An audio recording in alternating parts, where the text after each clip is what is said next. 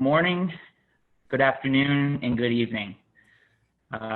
This is to all the students and family members of Naugatuck High School.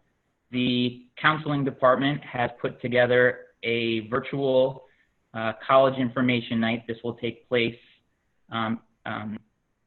our typical college information night that we hold in the spring, but we wanted to give you something that you guys can watch at home at your leisure. We hope you find this educational and you learn something. And if you have further questions when this is over, please do not hesitate to reach out to your counselor individually. We have a few special guests with us today. We have Melina Caris from Marist College. We have Kyler Jasanis from Roger Williams. And we have Joe Weglars, also from Marist, but in the financial aid department. So without further ado, we'll go ahead and get started with some questions. And I know most of you are wondering what's going on with college admissions and the impact of COVID-19. Melina, if you want to get us started, what will the 2021 admissions process look like compared to previous years? Yeah, that's obviously a great question. I'm sure top of mind for everyone, especially the juniors right now. So I think the kind of the best thing that we can say at this point is that it's obviously going to be a little bit different, but this is new for all of us. So from the college side, this is a brand new experience for us, just as it is for the students and for the counselors on the high school side. So know that we are going to work with students. We're going to be as flexible as possible, as accommodating as possible. I do anticipate most schools will stick with things, such as deadlines, but certainly there could be, concessions made for test scores and recommendations. So those kinds of things are definitely going to be impacted. So I think it's important to keep an open mind, know that we are there for you and we're going to work with you through this process, but also don't be afraid to ask us questions. Every institution is going to be very different in the way that they're handling the admission process and the requirements due to the COVID impact. So it's important that once you have your list, you're contacting us to make sure you have the accurate information for how this is impacting every respective institution. Great, thank you. I was wondering, so are changes being made because students aren't going to have Q4 grades? Many of them are going to pass-fail for Q4. Extracurricular activities and community service activities have been impacted. So how will that evolve in terms of the admission criteria and what you look at? So I'll go first. So for us at Roger Williams, we are definitely, going to take an individual case-by-case basis and work with all of our students, families, and schools to make sure we're consistent and understanding what's going on in your communities. We've already announced that we're going to take pass classes. So if you do a pass, no pass system at your school, we're going to take those as credits. And same thing with transferring credits. If any of your students are taking ECE courses or anything along those lines, like Naugatuck Valley Community College, if they pass there, they'll get some sort of credit at Roger Williams. We definitely know that the impacts there for testing or extra activities or for athletes who miss their spring season or thinking about being recruited. So we're going to be doing our best to help students in those situations. And we're definitely not going to punish anyone at all in our application process. And then one thing I always recommend is in the common application, there's an additional information section that you can send to all schools. For us on our member page, we're going to have something about COVID-19, how you can explain it impacted you either extracurricular or academically, but I'd recommend taking advantage of that so that way you share that out with all the schools you're considering. And I think, just one other thing to add with that is that, with regard to pass-fail grades and, extracurricular activities, we're going to have a lot of additional contextual information from the rest of your application. We're going to have your grades from 9 through 10 and most of 11th. We might have some progress from senior year, but also the relationships that we have with the counseling staffs at your school is really important. So if we do have questions about students or about grades or anything like that, that's where those relationships between the counseling staff and the high school staff can become really valuable to help us kind of decipher what some of these things now may mean in this new time. Thank you. Are SATs and ACTs going to be required? And if school chooses not to require them, and in the past they have, can a student still submit their scores, and will that benefit them in any way? Yeah, so I can go first on this one. So Marist specifically is a test optional institution. So, pandemic or not, we don't require test scores. So students will still have the same flexibility to apply to Marist test optional.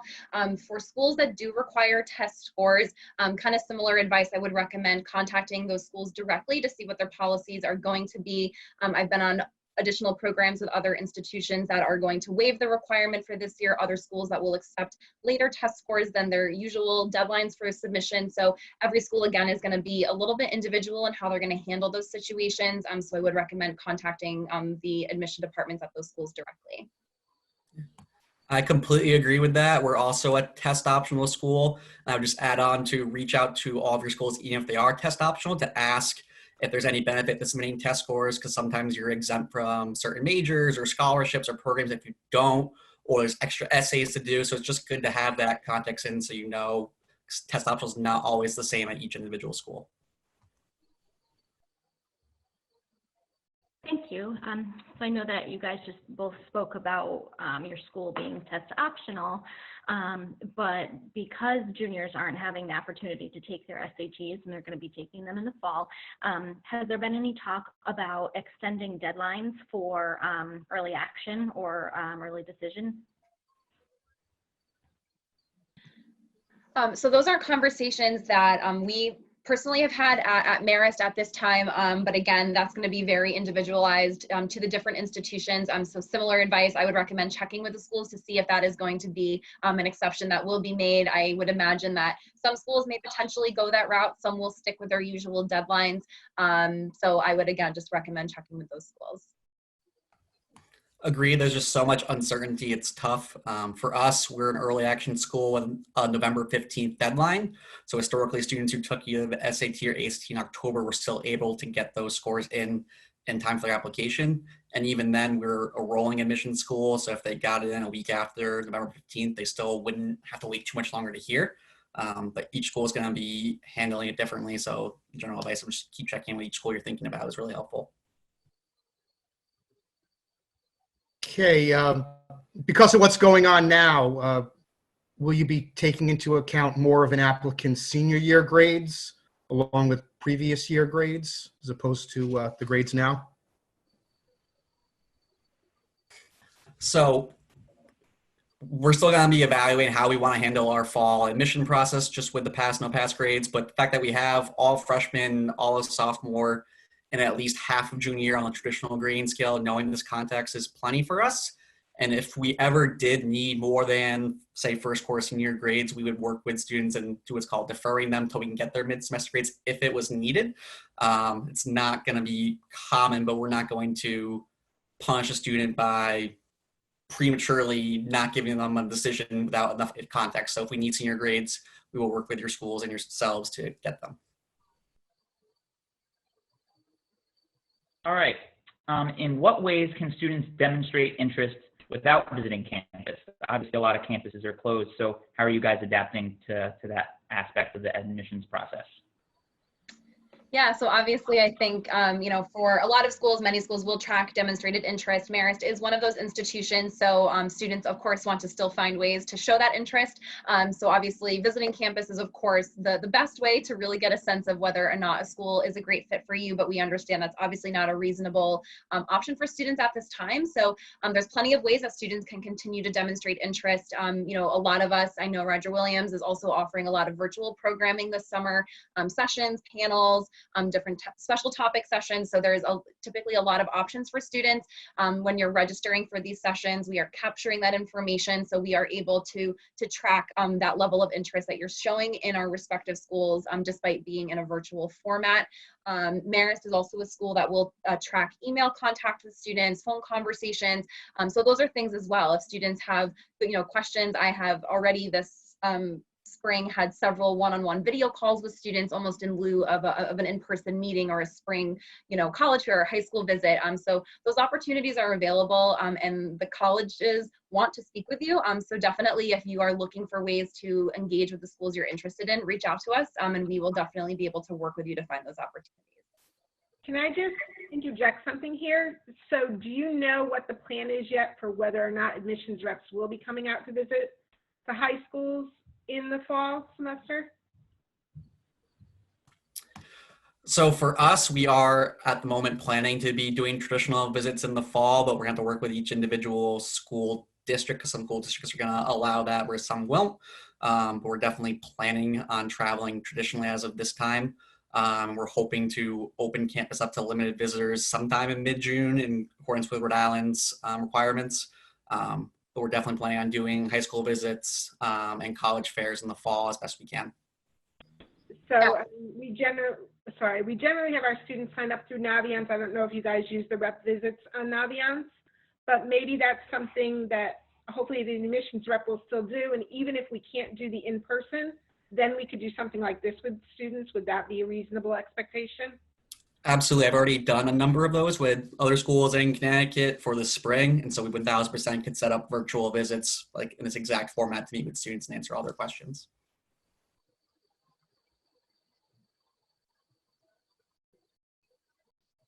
So how is financial aid going to be affected by all of this? Good afternoon, everyone. That's a very good question. So I guess there's a few different answers to that. The financial aid, as we know, for next year, or what I should really say, who will be seniors next year, their financial aid will be based on their 2019 income. So the federal government, I mean, there's, due to the uncertainty right now, there's a lot of proposals within the federal government, the Department of Education, to, whether there will be additional funding for these families based on our current environment. In addition to that, there's actually a lot of student loan guidance and I would say benefits when it comes to really these are current students in college, how they can manage their loan and not have to make loan payments, so forth. For new students, it's a little early to say, exactly how the government is going to come up with whether or not, there's going to be available funding. From the school's perspective, obviously, the college understands the sensitivity, whatever families are going through, and we are going to do our best to try to, help out as many families as we can. But, needless to say, colleges have a limited financial aid institutional budget. But, who knows between now and in the next year, what the government's going to really come in with additional funding.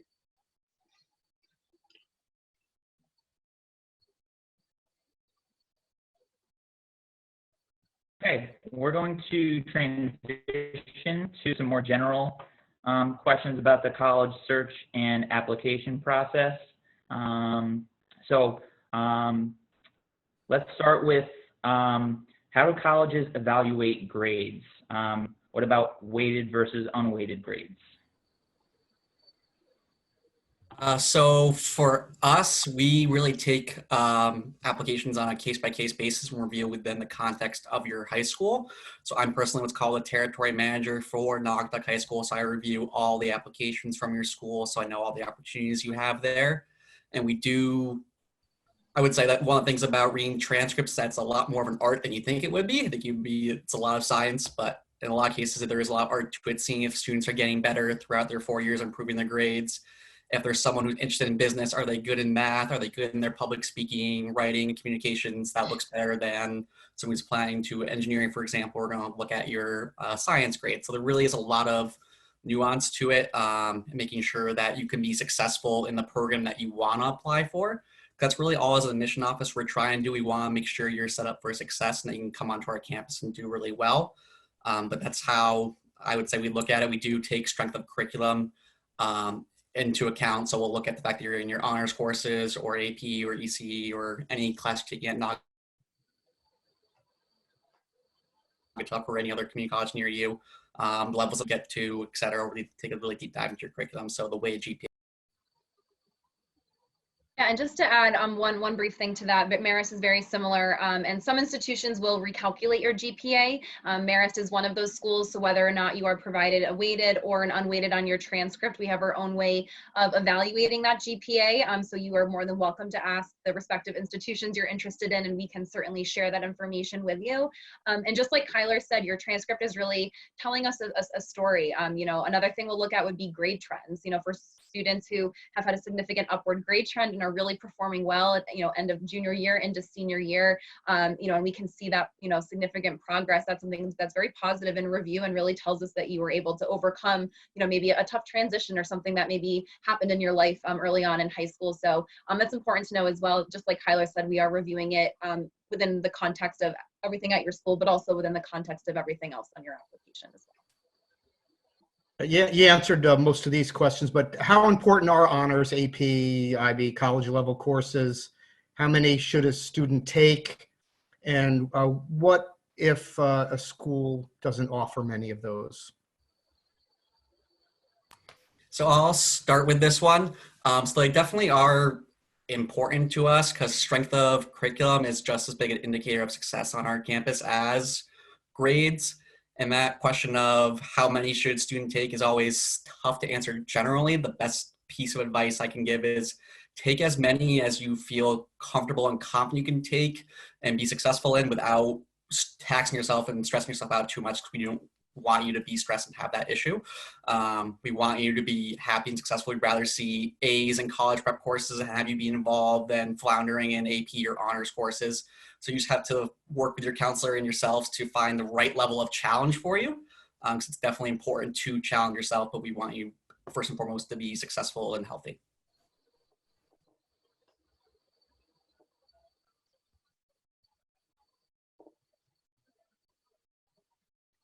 So when we're looking at things and we talk to students about getting letters of recommendation, often schools are requiring them from teachers and counselors. And given the circumstances that we're in, and depending on how the fall wave, you know, rolls out, what is going to be the take from colleges on letters of recommendation from those parties? Yeah, so Marist is one of those schools that does require a minimum of 2 letters, one from a counselor and the second from typically a teacher. We do like to see it from someone who knows the student in an academic capacity and can kind of speak to their strengths and weaknesses in that regard.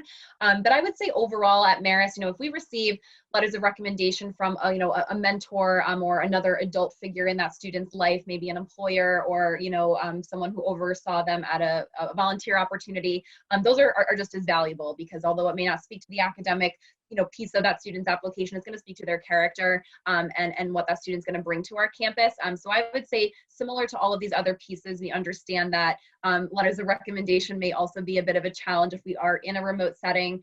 Check with the schools you're applying to, but I know most schools will probably be a little bit more flexible in terms of some of those requirements as well.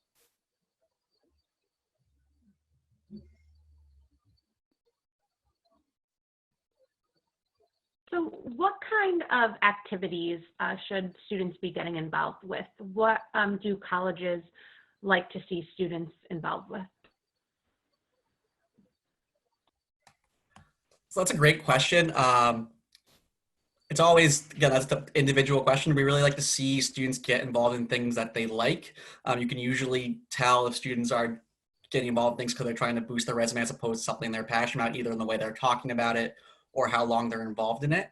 But for Roger Williams, that's something we really do take a significant look at as we do our holistic review, is what types of activities students are involved in, how long they've been involved in them, did they take any leadership responsibilities in them, did they go above and beyond a school's community service requirement if they have that. So in terms of types, there really isn't any one to strongly recommend or say don't do this. It's really based on personal interest.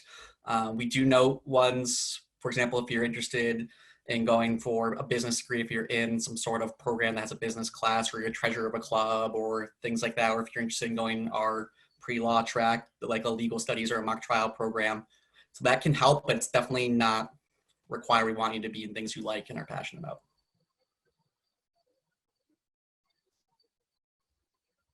So we usually do advise, our students that most colleges do look at, take a holistic approach and really consider obviously academics and activities that you can get involved in. But what happens if a student can't really get involved much, after school or outside of school because they have other obligations such as having to work or taking care of, siblings? How would you then look at that applicant?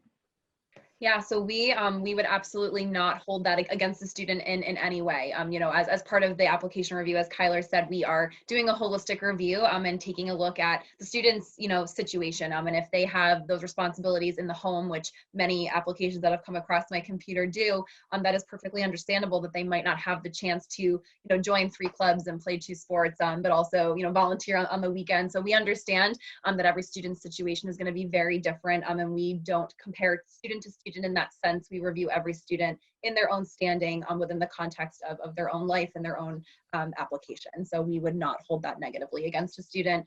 If students are working or have significant family responsibilities, if they're comfortable sharing that information with us, we would absolutely love to know that. I see many students that will list that on their Common App, either in the activity section or sometimes in the additional information section. We'll often see students further elaborate upon their home situation. So we are absolutely would love to see that information. Any context is helpful for us. The only thing I would add on to that was perfect is just to harp on that last piece a bit, is to make sure you're filling out the activities page with all the information as best as you can and are willing to. I think a lot of students mistakenly think that's only for school activities to fill out, but you can put in a part-time job you had, you can put in taking care of a family member or anything else there. So use the activities section or the optional additional information section to give colleges that full information. I think generally speaking, the more information, the better. That just makes it a lot easier for us as to get to know you and your situation so we can best evaluate you. Yeah. And I also would encourage our students to please make sure they're communicating with their school counselors, because often we can address that in our letters of recommendation that go out to the different institutions. It's a way for us to advocate for them if we know more about what's happening with them. Okay, next question. What are you guys in the colleges looking for in the student's essay, and what do you recommend that a student should write about? So I personally love the college essay piece. It's one of my favorite parts about an application. I think the essays, letters of recommendation, and a bit of the activity section are really where you get to know who a student is and what they're passionate about. I think one of the things that often trips students up on the essay is that they think they need to write about this big, grand topic of this life-changing or formative experience. And it's 1000% okay if you don't have that, and most people don't. And so it's trying to find a topic that you're passionate about that you can easily write in 650 words. So 2 essays from this past year that stood out to me. One student wrote her essay about how she eats cupcakes differently than most people, where she takes a knife, cuts off the bottom half, puts it on top, makes a sandwich, eats it like that. And even though people tease her and joke with her about it, she still eats it that way. And what you learn from the essay is that she's a student who is going to do what she wants and what she believes in, is not going to be formed or have her opinion changed by what other people think of her. And that's something you want in a college student. Or another essay that I just love, because it's mind-blowing that this has actually happened. A student was sitting around the spring of his junior year with his friends, and they joked that they should go to every single Wendy's in the state of Massachusetts over the summer. And they did. There was 108 Wendy's in Massachusetts, including one in Logan Airport, where they bought a ticket to go to New York City just to go to the Wendy's. Wow. Learn a lot about that student. He didn't have a summer job, and they have the time, the ability to go, but they made plans. Trying to get to 108 Wendy's in 2 months is very impressive. Dedication, the organization that required is something you want in a student. So, okay, it's a silly thing that he did, but it does not need to be that sort of big, grand, life-changing topic. It could be something like going to Wendy's or eating a cupcake. Yeah, no, Great examples. yeah, I completely agree. And with Kyler, the essay is absolutely my favorite part as well. And I think one of the cool things about the essay to really put into perspective is that it's really the one piece of your application or at the time that you apply that you have complete control over. Many of these things have been in the works for your entire high school career, whether it's your transcript or the relationships you have with the people that you're going to ask to write your recommendations, the activities you've been involved with.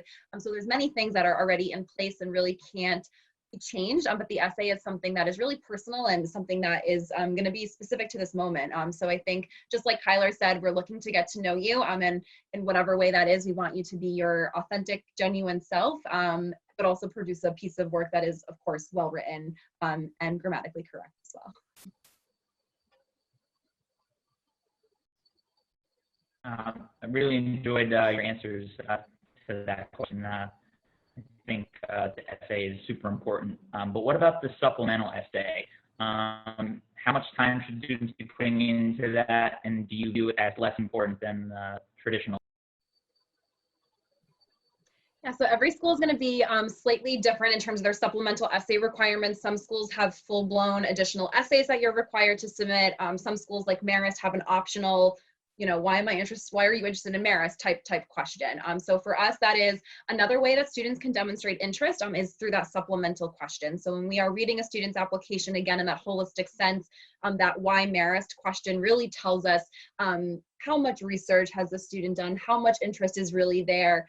We read these amazing why Marist where they're talking about their tour experience or their interactions with the counselor or the majors, the clubs, the sports, or, you'll read a very general, the college is really pretty and they offer business and it's nice and close to home. And so for us, we'll read that and that's totally fine, but you can tell maybe the student isn't as enthusiastic or excited about Marist, but sometimes those can be really impactful statements and absolutely will cause myself or one of my colleagues to say, I want to really fight for the student in committee because they really seem so passionate and like a really great fit for the institution. So that can definitely be a beneficial statement for students.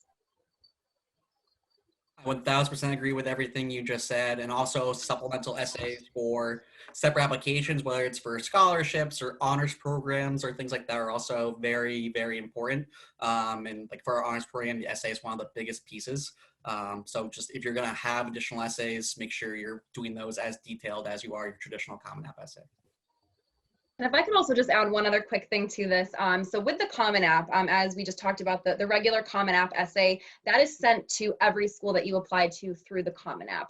The supplemental question is oftentimes or is specific to an institution. So if I can give one piece of advice, I'm sure Kyler has read beautiful supplemental questions about why a student wants to go to Marist, just as we have read some about why a student wants to go to Roger Williams. Students will accidentally write about the wrong school and the wrong supplement, and we understand that it happens. So if I can give you any advice is to definitely proofread that section before you hit submit, because we'll say, wonderful, seems like they'll have a great time at Roger Williams. So definitely be a little bit detail oriented in that supplemental piece as well. Thank you. I don't want to spend too much more time on the supplemental piece, but Melina, you mentioned one key word, and you mentioned that it's an optional piece. Now, is it really optional, or is it something that you strongly encourage?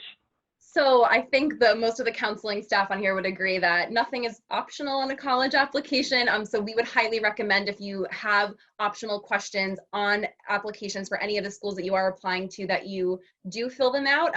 Any questions that you don't fill out is really a lost opportunity for you to share more information about yourself or your interest. So it can really only benefit you to fill out those optional questions. So I definitely recommend completing everything that is optional. And for some institutions, they are not optional. So the supplemental may be required. So we don't want to confuse students. They need to make sure they check for the colleges that they're applying to.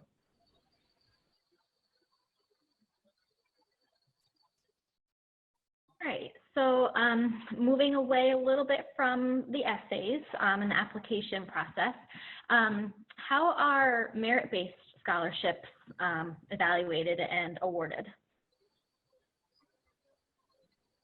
So for us, merit scholarships are automatically considered just by applying to Roger Williams. There's no extra piece you need to do to qualify for one of those.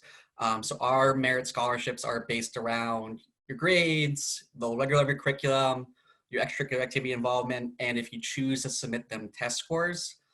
Test scores for us can only help a student. They cannot hurt in the merit process. So if your grades and rigor are up here, but your test scores are only here in our pool, you're not going to be brought down the merit process because of that. So if you're accepted, you'll get a merit scholarship offer in as part of the acceptance letter. For this past year for us, they range between 8,000 and 23,000. And one nice feature for us is that they are guaranteed for all 4 years. You go to college, there's no minimum GPA threshold you need to do to maintain it. And so merit scholarships are based on your high school achievements, and so that's why we believe you should keep it throughout all 4 years because nothing changed then. But we also have an automatic merit scholarship process for how you perform as a student at Roger Williams, where if you earn a 3.6 GPA or higher, you automatically receive $1,000 added onto it throughout your 4 years to help you. But that's how we do is we look at all those holistic pieces as a reflection of our total applicant pool and where you fall in there. Yeah, and I think that's Marist is very similar, and I think that's a really good point that Kyler made, is that they automatically consider merit scholarships, as does Marist. Again, not every school will, so that is also something you should be aware of in case there is a separate application process for that. At Marist specifically, we are primarily, again, basing your merit review off of your transcript, just as Kyler said, your courses, your rigor, as well as your GPA scores will be considered for students if they choose to submit them at Marist as well. Ours are also renewable for all 4 years, but at Marist we do have a minimum GPA requirement. Students have to maintain a 2.85, which is a really reasonable GPA for the students. So students must maintain that, but again, they are automatically considered for us as well and notified right away in their acceptance letter of their merit award. Thank you. When students are doing their research, what are the top things that they should be looking for?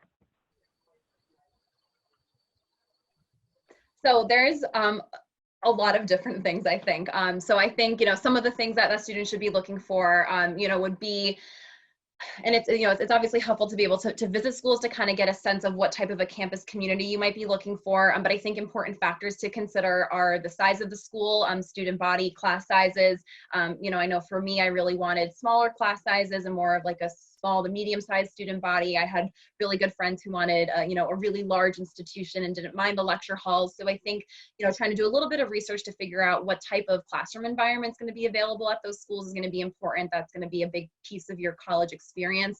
But you're also living there for 4 years. You're not just going to school. So I think finding a place that's going to have fun things that you're interested in getting involved with. If you are a musician, if you're an athlete, if you are involved in theater, if you want to be able to volunteer, if study abroad is really important to you, if you want to be in a big city or in the more of the suburbs. So there's a lot of factors. And I think the more research you can do to start being able to compare some of those different characteristics that different schools have is really going to help you start to narrow down what you think is going to be important to you.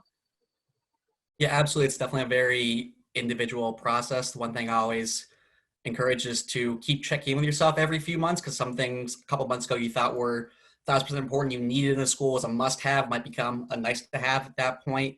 One piece of advice is just to generally look for breadth and depth of opportunities, both academically and socially, and try not to limit yourself to only looking at schools with one specific major, because we know nationally 75% of students change their major at least once. Average student changes it 3 times. So making sure that the holistic school and all the activities they have there is a fit for you and not just narrowly focusing on one major, just in case you do change it, is helpful advice. How does the admission process work for athletes? So we're a Division III school, so the admission process is the same. There's no difference in how students are reviewed. I don't know off the top of my head what school Marist is, so you can definitely talk about that piece. But for us, you just work with the coach and go through that recruitment process that get a spot on their team or not. Yeah, so Marist is a Division I school, so our review process for athletes is a little bit different. So again, every school is going to structure things differently, but the way that things are structured at Marist is that every athletic team works with a specific admission liaison. So we'll work with the coaches to review the students to see whether or not they are eligible for admission to the college. So we'll be able to help the coaches, recruit students that are going to be academically admissible and successful at the college, not just from an athletic perspective, but from an academic perspective as well. So we'll be able to give them a sense of the student's admissibility, the merit scholarship, and then the coaches and admissions will collectively work with Joe over in financial services and his team to help balance out the rest of that student's financial aid offer. Marist does not offer full athletic scholarships for most of our sports, so students are typically receiving partial scholarships, but again, that's going to vary significantly from institution to institution. But I think another thing to keep in mind is outside of athletic opportunities, if you're looking just to get involved, but maybe not at a Division 1, 2, or 3 level, there are oftentimes amazing intramural and club opportunities at most schools. A lot of the varsity teams will offer walk-on opportunities for students who maybe fell through the cracks in the recruiting process, but really have that talent to play at a varsity level. So if athletics is something you're really passionate about, again, the recruiting process will be different for different schools, but those opportunities are often there.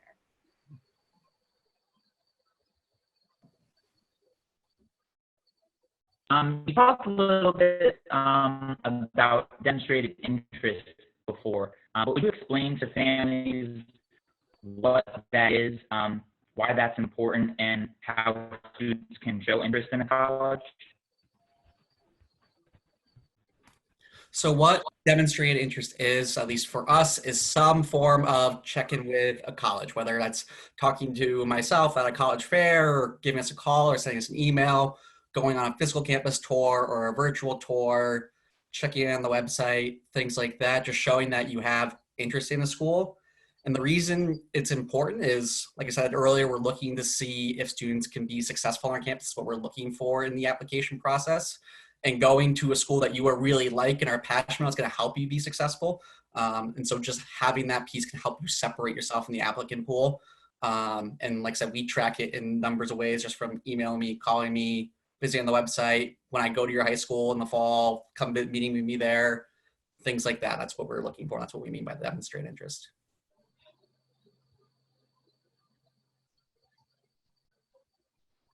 So many programs such as theater, art, music require a supplemental addition to their application, such as a video, some type of portfolio.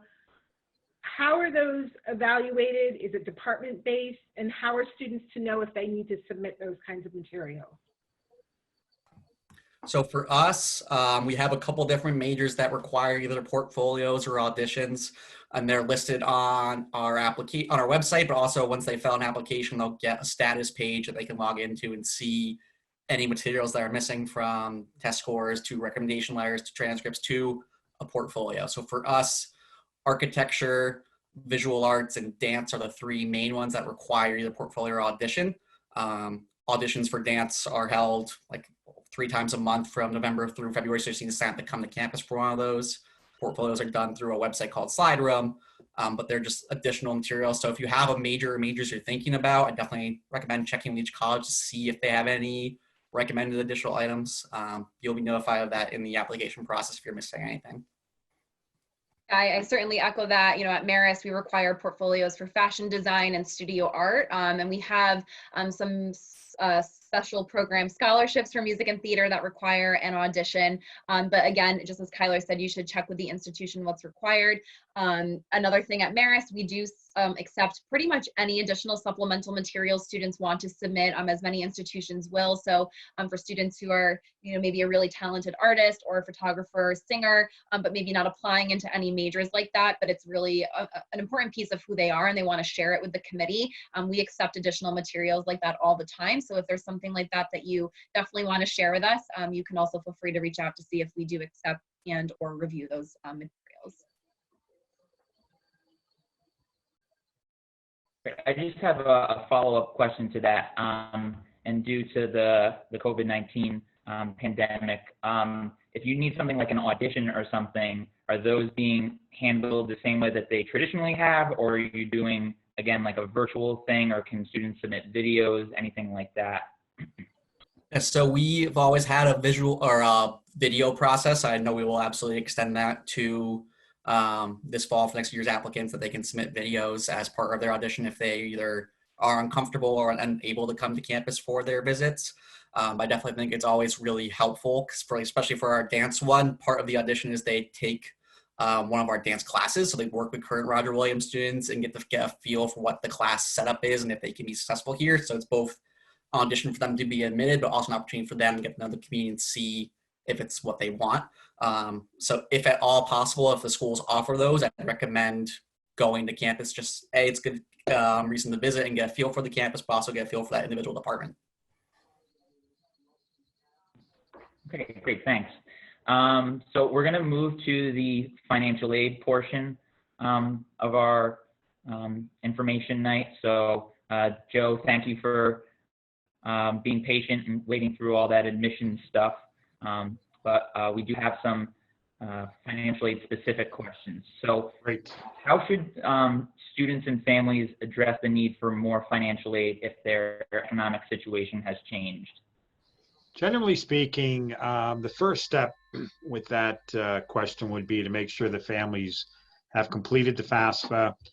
And then from that point, if their financial situation has changed based on what the current numbers reflect on the FAFSA, they need to reach out to the financial aid office, and that office is going to ask for documentation to support their financial change. And then the financial aid office, they can actually use what we call professional judgment, and they can actually adjust the FAFSA numbers to reflect their current household finances, and then, you know, adjust perhaps the financial aid package based on that update.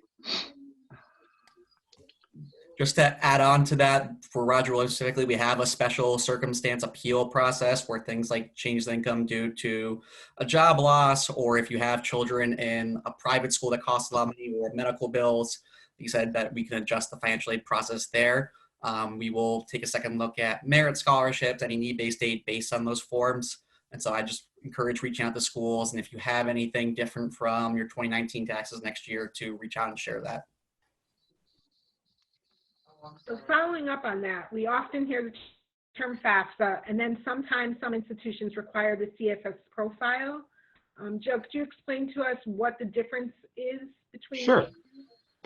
So the FAFSA is really the data that's being recorded on that is just sort of very, I don't want to say generic, but it's just basic numbers, all right, such as household income, assets that the family may have, the number of family members in the household, the number in college. So what the profile form allows schools to review is it does a much deeper dive with the family's finances. So what we mean by that, it's actually taking into consideration the value of their home, what still remains due on the mortgage for that house. It's taking into consideration if there's a non-custodial parent. It's taking into consideration if there are kids that are attending, private high schools. So it's diving much deeper than the FAFSA. And generally, schools that require the profile, they will be meeting what we call the financial need 100%. Where the schools that are unable to meet that need 100%, they will not require the profile form. Hope that helps.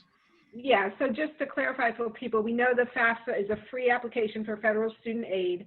The CFS profile, like you said, is not required of all institutions.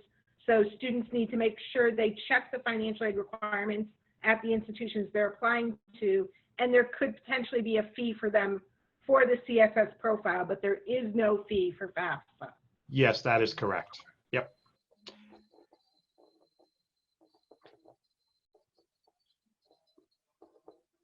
Can you explain the difference between loans and grants and the difference between subsidized and the unsubsidized loans?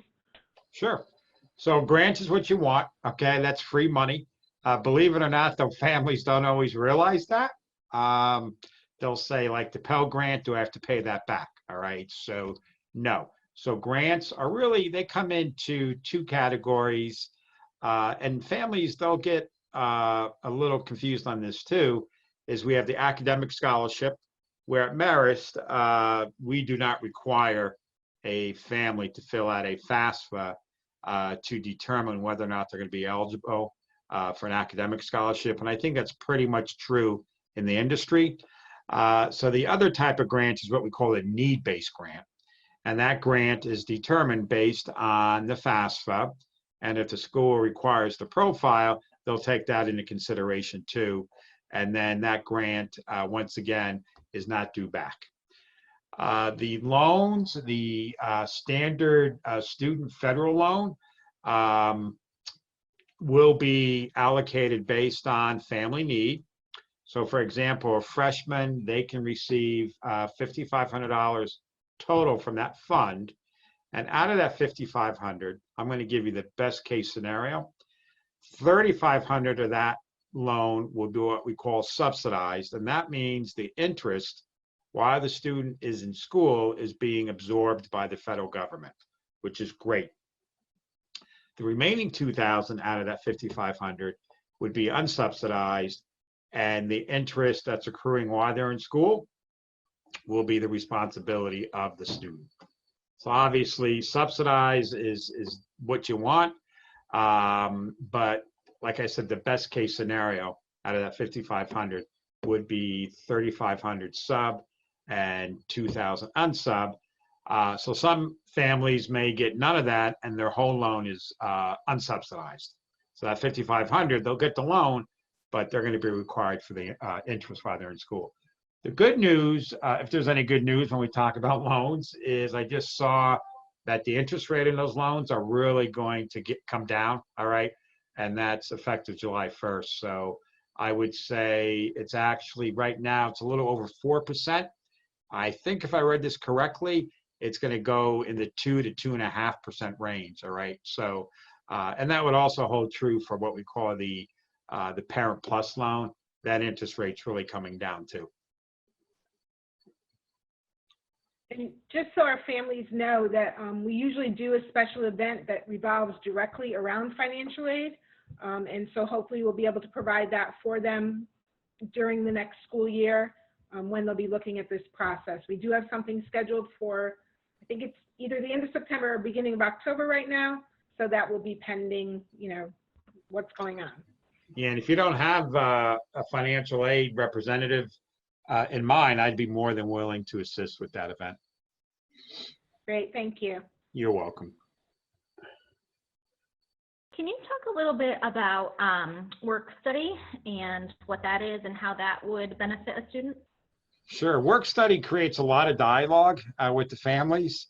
So what work study is, it's a component of student employment, and whether or not a family or student's eligible for that is based on their FAFSA. So with that being said, the work study allocation, for example, at Marist, we will allocate around $3,000 to a student for a year, assuming that their need allows it, and it usually does. The biggest issue where families feel that it's part of the aid package, that it's going to reduce the bill. It does not reduce the bill, all right? So that's where the confusion starts. So we really want to make sure our families, you know, realize that, all right, it's part of my $25,000 aid package, but hey, $3,000 of that's not coming off the bill. So then at Marist, what we actually do, and I'm sure other schools have similar programs, we have what we call a job fair during the first couple of weeks of the fall semester. And at that point, all new students, which would include freshmen and transfers, they would participate in the job fair. And then that's where they would hopefully find the opportunity to, you know, gain employment on campus. So it's not guaranteed the job, but as I always say at Marist, if the student's willing to be flexible to where they work and the hours that they work, you know, more than likely we'll be able to find a job for them. And in addition to that, we have opportunities that are within walking distance for the students where they could work off campus too. But it does, work study does, I've been in this field for over 30 years, and it continues to come up for discussion, when we do financial aid presentations and orientation and so forth. One thing I would just like to add on to that is just make sure you know that depending on the school, not getting work study doesn't mean you can't get a job on campus. Like, we have plenty of work called payroll jobs you can get.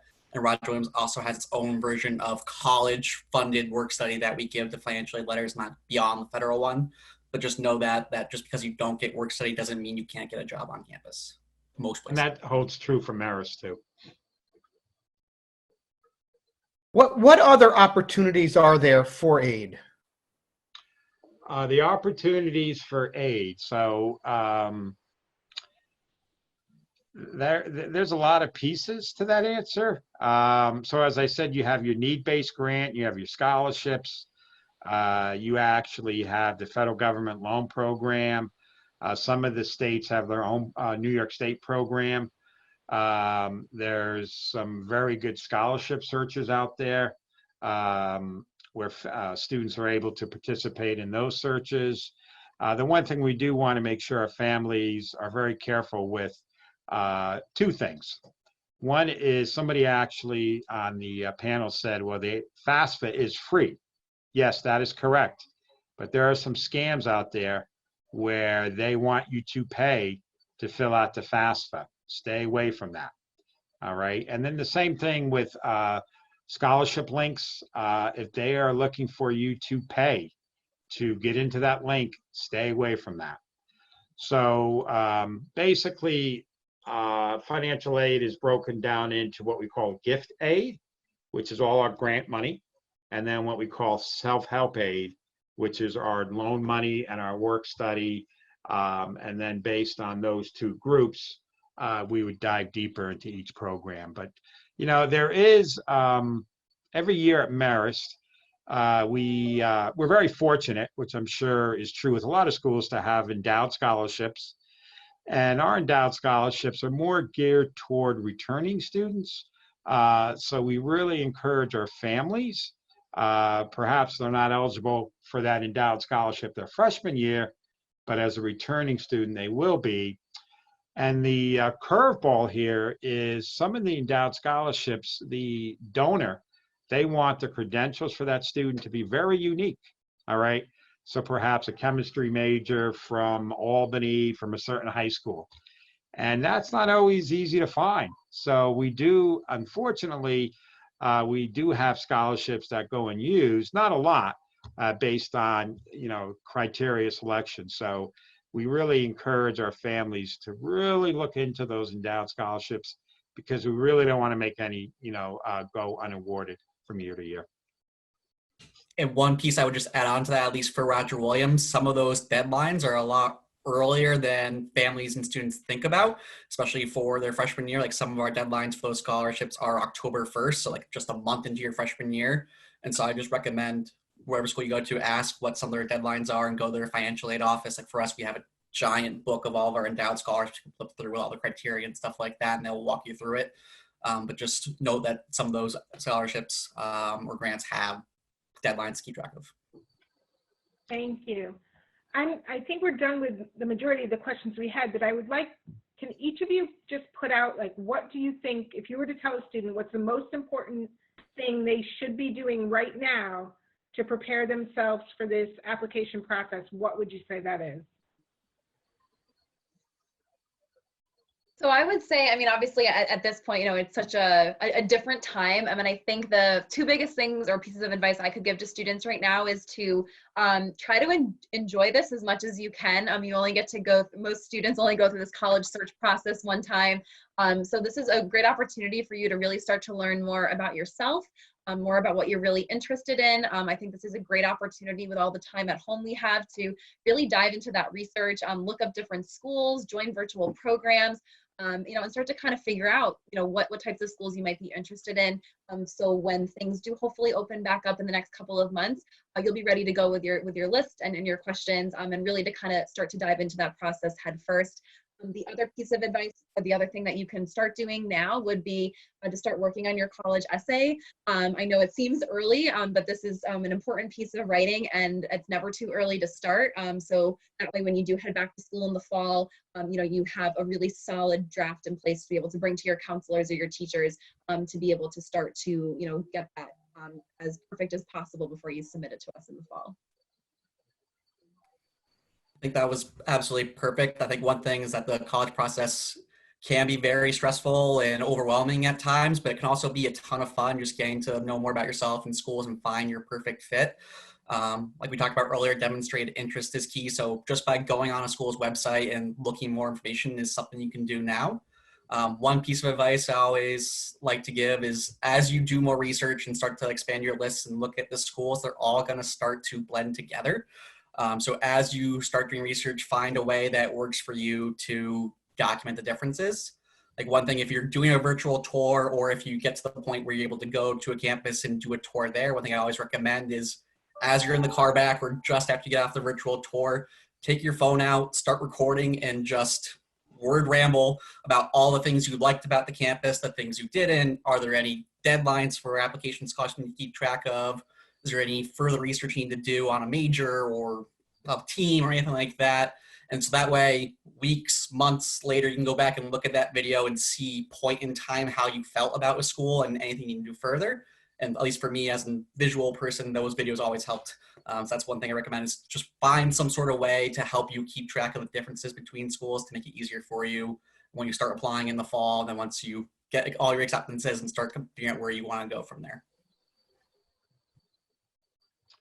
And I guess, speaking from the financial aid part of the whole process, which is very important, all right, we just really encourage our families just to make sure that, first of all, they're completing the documents, within the stated time requirement, completing them correctly on the FAFSA. We understand the FAFSA can be sort of overwhelming, but believe it or not, it's really become quite simplified over the years. And it being on, the computer really gives it a lot of safety nets there, making sure they're filling out correct data in the fields.